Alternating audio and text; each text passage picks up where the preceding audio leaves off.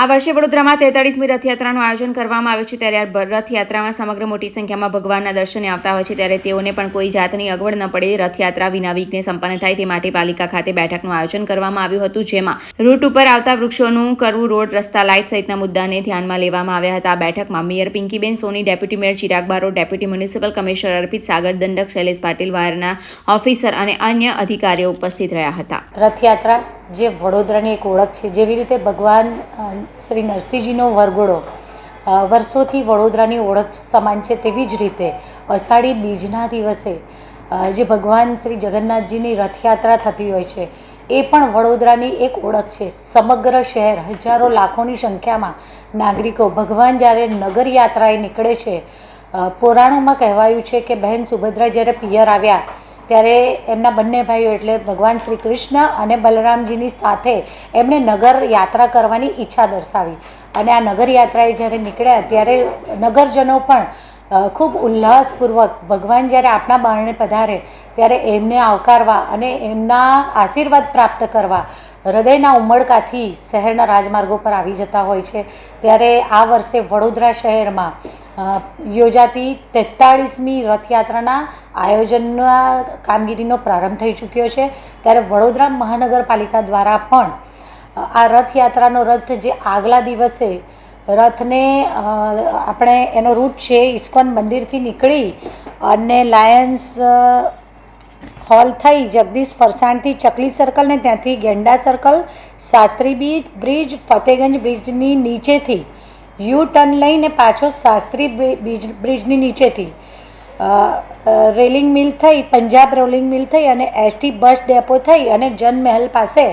Park થશે। આ આગલા દિવસની આખી એમની આ રથની યાત્રાનો રૂટ છે। અને જે દિવસે અષાઢી બીજના દિવસે જે દિવસે ભગવાન નગર યાત્રાએ નીકળશે, એટલે કે આ વર્ષે 7મી જુલાઈના રોજ આપણો આ કાર્યક્રમ છે। બપોરે 2:30 કલાકે, દર વર્ષની જેમ 2:30 કલાકે આ રથનું પ્રસ્થાન થશે। સ્ટેશનથી પહેલાં કાલાઘોડા અને ત્યાંથી આરાધના ટોકીઝ થઈ કોઠી 4 રસ્તા, ટાવર 4 રસ્તા, જુબેલી બાગ સર્કલ થઈ અને રોંગ સાઈડથી ગાંધીનગર ગૃહ અને ત્યાંથી ન્યાય મંદિર, દાંડિયા બજાર 4 રસ્તાથી ખંડેરાવ માર્કેટ 4 રસ્તા થઈ ભગતસિંહ ચોક અને ત્યાંથી પથ્થર ગેટ થઈ અને જયરત્ન બિલ્ડિંગથી પોલો ગ્રાઉન્ડ એનું સમાપન થશે। આ રથયાત્રાના બંને દિવસના રૂટ એટલે આગલે દિવસે જે રૂટ પર પસાર થઈ અને રથ પાર્ક કરવામાં આવશે જનમહલ ખાતે, અને ત્યાંથી બીજે દિવસે જે બપોરે 2:30 વાગે ભગવાનની જે રથયાત્રાનો પ્રારંભ થવાનો છે ત્યાંથી લઈ અને રથયાત્રાની પૂર્ણાહુતિ થશે, સમાપન થશે। આ બંને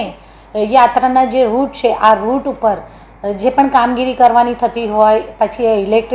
ઇલેક્ટ્રિક વિશેનું હોય કે પછી વૃક્ષોને ટ્રીમિંગ કરવાનું છે, રોડ રસ્તાની કોઈ કામગીરી તાજેતરમાં કરવામાં આવેલી તો નથી ને, અને જો કરવામાં આવેલી છે તો એની પણ આપણે એક કન્ફર્મેશન કરી લઈએ। એ માટે થઈ અને આજે બધા જ આ વિસ્તારમાં જે આવતા હોય એ બધા જ અધિકારીશ્રીઓ સાથે એક બેઠકનું આયોજન કરવામાં આવ્યું હતું, અને આ રથયાત્રાનો કાર્યક્રમનું આખું પ્લાનિંગ જ્યારે કરી રહ્યા છે ત્યારે વડોદરા મહાનગરપાલિકા દ્વારા પ્રતિવર્ષ કરવામાં આવે છે આ બધી જ તૈયારીઓ, અને જે પણ સાવચેતીના પગલાં છે, ફાયરની પણ ફાયરમાંથી પણ અમે અધિકારીને બોલાવ્યા હતા, એમના દ્વારા પણ